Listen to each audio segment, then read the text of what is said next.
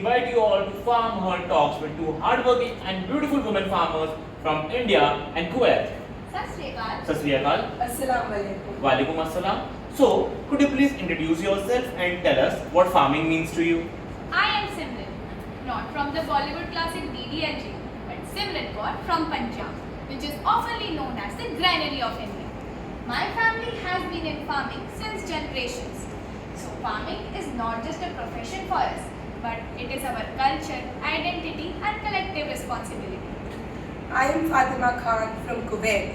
Many people get surprised to know that I am a farmer because they think that deserts cannot produce food. But thanks to the drip irrigation systems and hydroponics that we can grow fresh vegetables even in the extreme heat of Kuwait.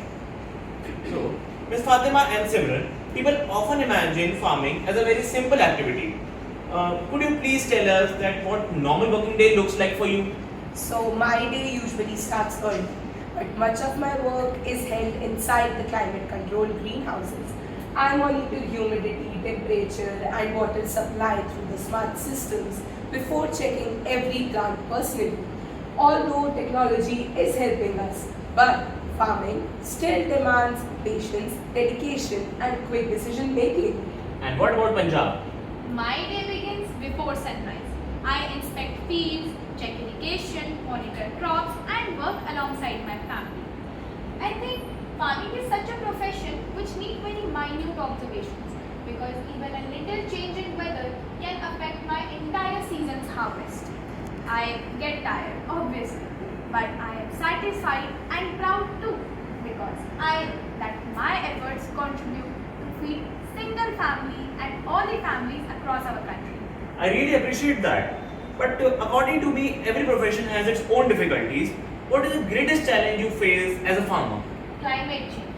Climate change has become one of our very biggest concerns because see, rainfall is very much unpredictable nowadays and such harsh weather conditions can affect my entire crop harvest and all the crops overnight.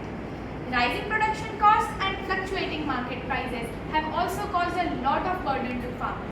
Yet, we as farmers continue because we know that the food security of our country depends upon our perseverance. And what about Kuwait? For me, water scarcity is the greatest challenge. Do you know that less than 1% of land is suitable for farming in Kuwait? So we rely on the drip irrigation system and hydroponics rather than the traditional farms as they utilize much less water than the traditional methods and maintaining the high quality production. Okay. I must say, you both are very successful women farmers. But have you ever experienced gender bias in this field? Yes, I have faced gender stereotypes. Many people question whether a woman could successfully manage a modern farm. But instead of arguing, I focused on proving my abilities through hard work and result. Today, more women in Kuwait are engaged in agriculture and agribusiness to prove their abilities to the whole world. Yes, I have also faced as same as of a condition. Many people still assume that men are always associated with farming work, but that's wrong. In reality, I sow seeds, transplant crops, manage livestock and harvest production. I believe every woman deserves equal opportunity, recognition and equal access to modern world technology because agriculture will only be appreciating and profitable when everyone is equally valued. I am really moved by hearing your thoughts. Ms. Fatima and Simran, though your countries are very different, but could you share something remarkable about agriculture in your homeland? India has produced around 354 million tons of food grains in year 2024 to 2025. That's actually a lot. Punjab has significantly contributed in this success by providing large quantities of wheat and rice because we majorly grow wheat and rice. Agriculture gives employment around 45% of India's total workforce, making it the most strongest sector. Although Kuwait has a very limited farmland, so we continue to improve the production through innovation. The crop production reached approximately 254,000 tons in 2014 with potatoes, tomatoes and cucumber as the leading crop. So, there is another thing that less than 1% of native Gen Zs contribute in production these days. Also, 18.3% of Gen Zs are contributing in agricultural production in Punjab. Okay. Finally, trivia time. What message would you like to draw to share the young people around the world? Being a farmer, I am very proud. And I would like to say that agriculture is not an old-fashioned profession but a site of innovation and opportunity.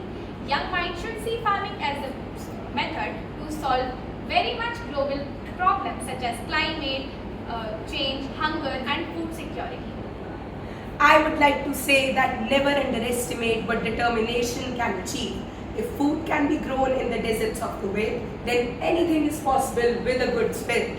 So let us all respect the farmers, embrace technology and contribute to make a world where no one sleeps hungry. But by talking to these two interesting women farmers, we can conclude that Kuwait still faces barren land as one of the major problems. On the other hand, crop failure is one of the major problems in India. But by hearing Fatima, we can also conclude Kuwait plays a very significant. Kuwait gender plays an important role in climate action, cleaning water and sanitation, and zero hunger. On the other hand, India plays an important role in climate action, clean water and sanitization, zero hunger, and gender equality. So, by this, we are ending our interview. So, thank you very much.